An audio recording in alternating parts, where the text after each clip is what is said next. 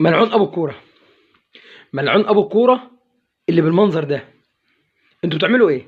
وايه المنظر السخيف اللي بيحصل ده؟ جايبين مدرب اجنبي قاعد على الدكه وموقفين مدرب مصر على الخط. اللعيبه بتعمل ايه؟ ايه الاخطاء الغريبه دي؟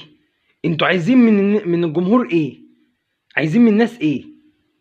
الناس اصلا جمهور الزمالك اتخنق من اللي بيحصل ده، واخطاء مش عارفين ليه، ومشاكل بندخل فيها برضو مش عارفين ليه. هي ايه الفكره؟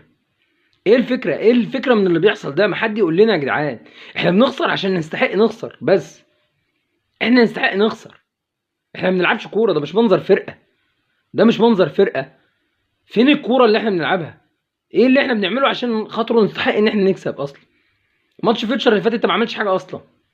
انت ما عملتش حاجه.